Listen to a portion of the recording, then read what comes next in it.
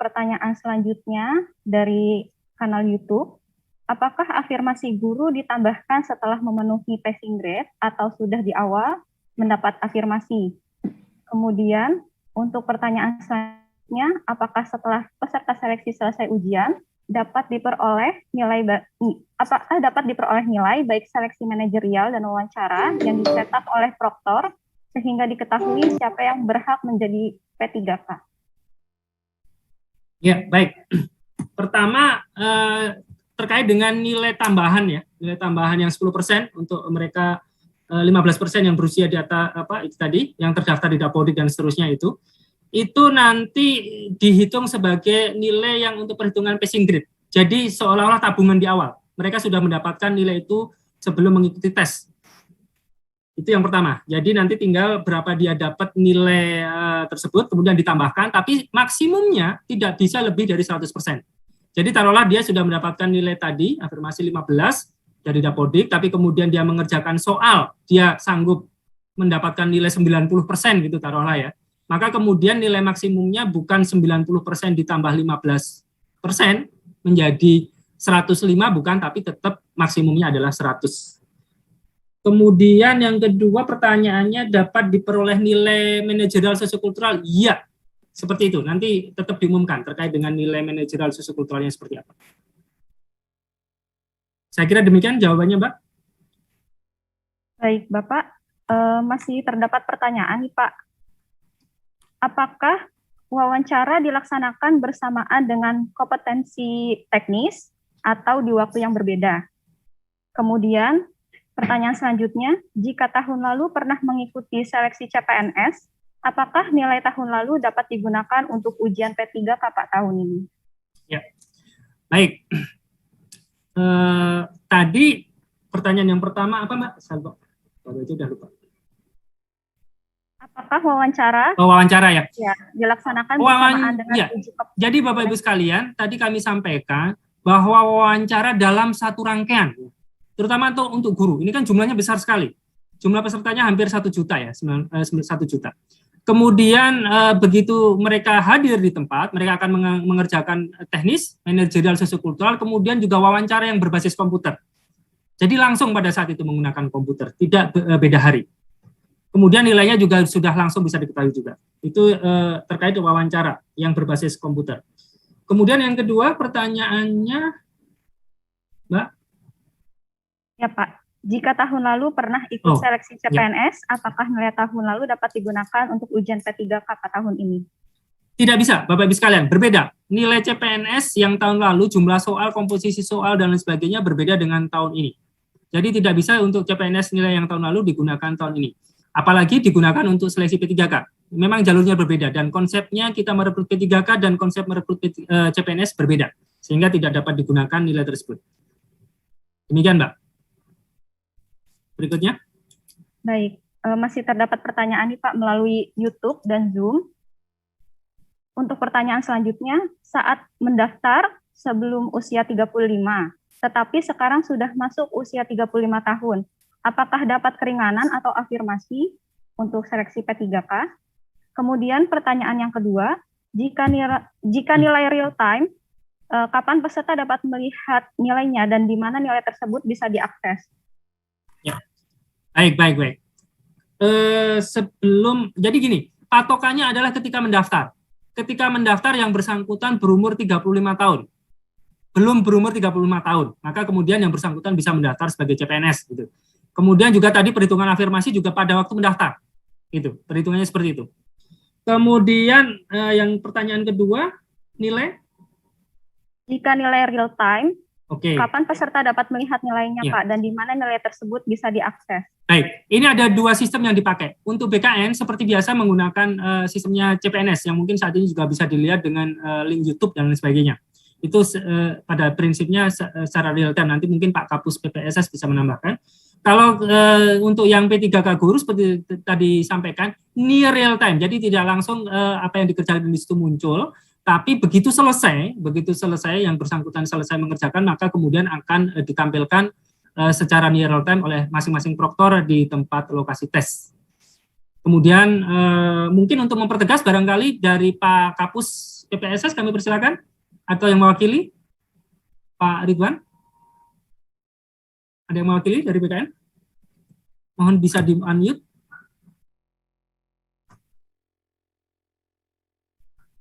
Rupa-rupanya tidak ada. Oke, tapi mungkin ya Pak, gimana Pak Ari? Sorry.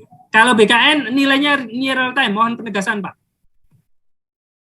Ya betul Pak, untuk Bapak Ibu yang saya hormati, Pak Ari dan teman-teman, ada Bu Ses juga ya, Bu Ses di Jen Ketika, Bu Prof Nunu. Betul Pak, untuk yang menggunakan aplikasi CAT BKN, yaitu CPNS ya, SKD, SKB, serta P3K non-guru, itu semuanya akan real time. Pada saat selesai, peserta langsung bisa melihat nilainya di atas, di depan layarnya, sekaligus bisa mencatat. Sekaligus sejak awal mulai ujian langsung akan kami lempar ke YouTube, jadi ada live streaming YouTube. Nah, tahun ini ada tambahan buat orang tua peserta, teman-teman, para supporternya gitu ya. Kalau misalnya tidak punya kesempatan atau lain-lain, susah melihat YouTube karena terus saja muter-muter gitu ya.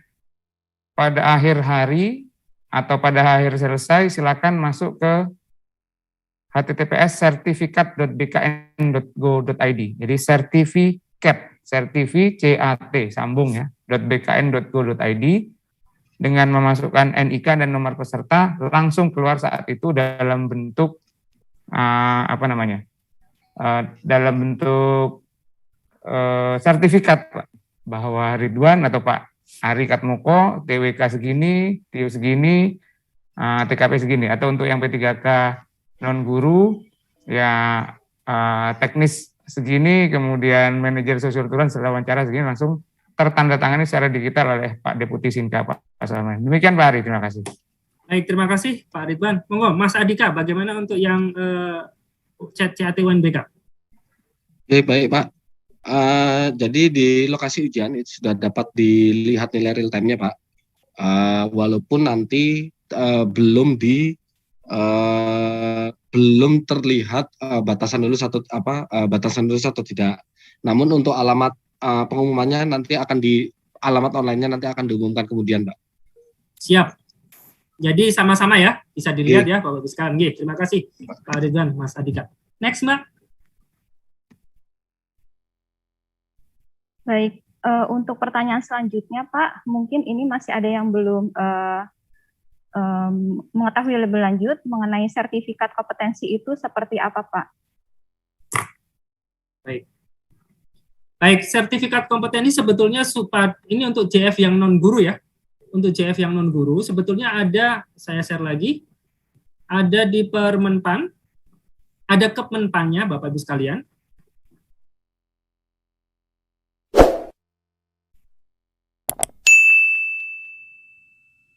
Untuk JF non-guru,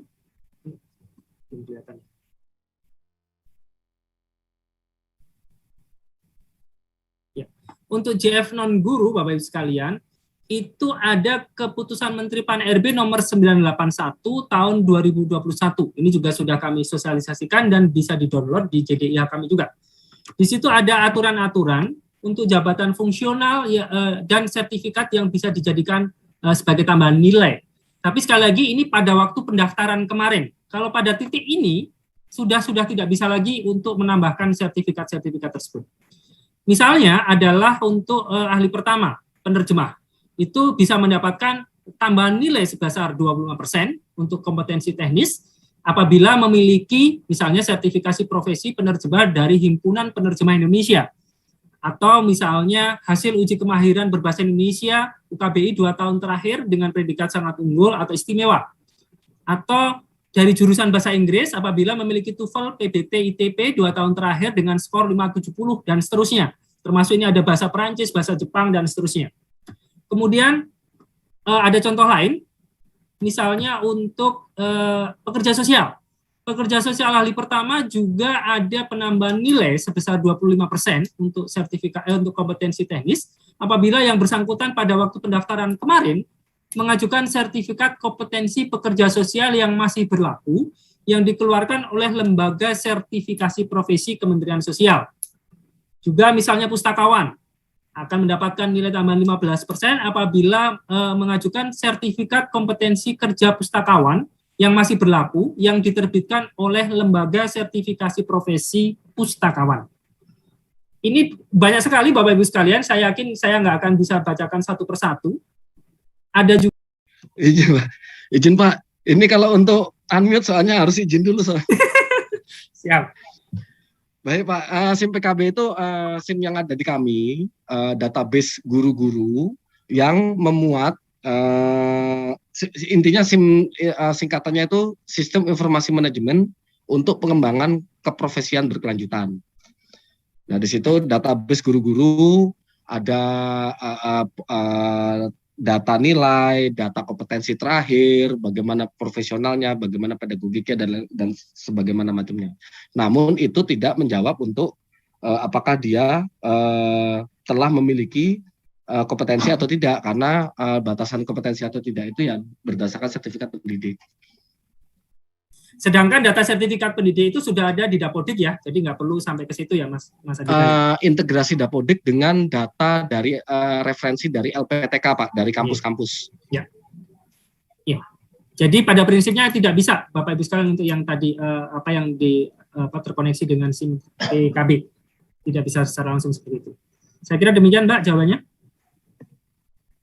Baik Pak, ini juga masih ada satu pertanyaan lagi yang masih banyak menanyakan, apakah harus melakukan swab test sebelum pelaksanaan atau vaksin Pak saat akan mengikuti pelaksanaan? Oke. Baik, ini di sisi pelaksanaan ya, monggo ini agak sedikit berbeda-beda. Monggo dari sisi pelaksanaan Mas Adika dulu barangkali. Vaksin dan lain sebagainya, ini ada pertanyaan terkait ini, nanti setelah itu dari BKN. Monggo, silakan Mas Adika.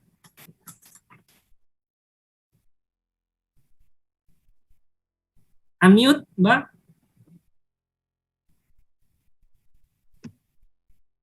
Izin Pak, tadi Mas vaksin ya Pak? Ya, vaksin dan lain sebagainya, apakah ada kewajiban untuk di situ? Izin Pak, jadi berdasarkan surat BKN terakhir, sudah ada pengumuman bahwa untuk seleksi ASN dari Satgas COVID itu diwajibkan untuk tes swab, dan khusus untuk Jawa, Bali, dan Madura diwajibkan vaksin. Setidaknya dosis pertama kalau nggak salah seperti itu. Nah, namun di surat dari BKN di situ disebutkan baru untuk seleksi kompetensi PNSD dan non guru, P3K non guru. Nah, saat ini kami untuk P3K guru sedang mengkonfirmasi kembali, walaupun sebetulnya yang kami tahu bahwa jawabannya pasti akan sama dengan surat edaran dari BKN sebelumnya. Namun secara eksplisit untuk P3K non guru memang belum dari surat BKN itu belum tertera, intinya itu Pak. Dan sebentar lagi akan ada juga pemberitahuan terkait itu dari Dikbud atau gimana Mas dari GTK? Nanti kami kan bersurat untuk konfirmasi hal tersebut. Ya. Walaupun nanti jawabannya kami sudah dapat bocoran, pasti persentase terbesarnya jawabannya sama Pak, dengan seleksi P3K non guru dan PNS. Nah, untuk itu kami sedang berusaha untuk dapat memfasilitasi di daerah masing-masing. Jadi kami akan berkoordinasi dengan Dinas Kesehatan, dengan pemerintah daerah, dengan Kementerian Dalam Negeri, agar vaksin itu dapat dilakukan khususnya bagi guru-guru calon peserta tes di tanggal 13 nanti, karena kita nanti tesnya tanggal 13, itu akan ada fasilitasi untuk vaksin khususnya untuk Pulau Jawa, Madura, dan Bali. Ya, terima kasih. Monggo, dari sisi BKN Pak, kalau untuk pelaksanaan di BKN mungkin bisa disampaikan Pak Ridwan, walaupun mungkin sosialisasinya udah ke sana ke sini ya Pak Ridwan, tapi monggo kami persilakan Pak.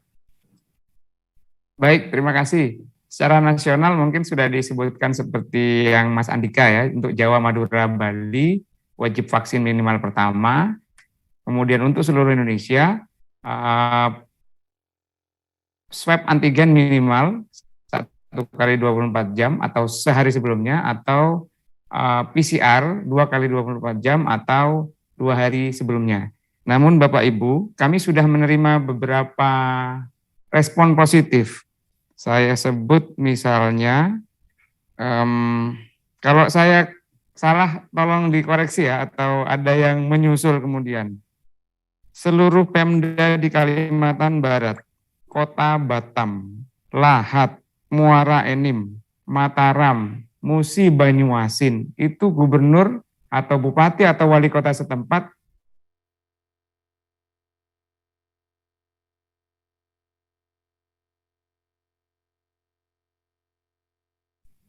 Pak Ridwan terputus. Putus ya Mbak ya? Oke. Ya, sorry. Iya, monggo, lanjut. Start Pak. Jadi saya sebut ulang lagi, beberapa kepala daerah, seluruh Pemda di Kalimantan Barat, Kota Batam, Lahat, Muara Enim, Mataram, Musi Banyuasin, Probolinggo, dan lain-lain tempat sudah mulai banyak yang menggratiskan swab antigen ini Pak, atas kebaikan hati Pak Gubernur, Wali Kota, Bupati. Ya, ini yang kami endorse juga ke teman-teman Kakanrek yang juga hadir di sini, Kepala Kantor Regional BKN, untuk ayo lomba-lombaan yuk, bagus-bagusan jadi Bupati, Wali Kota, Gubernur gitu. Jadi semakin banyak yang swab menggratiskan, caranya datang ke puskesmas atau fasilitas kesehatan setempat hanya dengan membawa KTP dan kartu peserta ujian ya. Baik itu CPNS, P3K guru maupun P3K non guru, kan itu sama. Nah, kemudian ada juga beberapa misalnya Pemkab Wonogiri itu sudah menyatakan vaksinasi di kami belum bisa diwajibkan. Itu juga bisa. Jadi seperti Mas Andika bilang, sampaikan H-3 minimal sebelum pelaksanaan pertama, silakan Pansel daerah bekerja sama dengan koordinasi dengan Satgas COVID setempat menyatakan ketersediaannya ada apa tidak.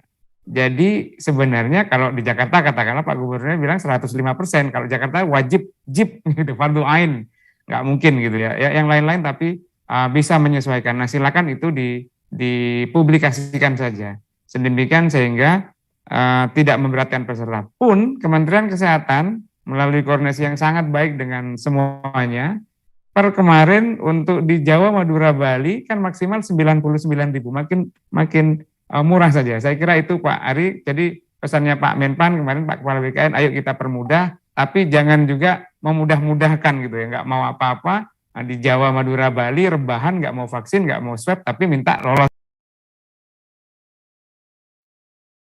Bapak dan Ibu bisa mengunduh materi sosialisasi melalui portal resmi Kementerian Pan-RB. Kemudian untuk keputusan Menteri Pan-RB nomor 1127 dan Kepmen Pan-RB nomor 1128 tahun 2021 dapat diunduh melalui JDI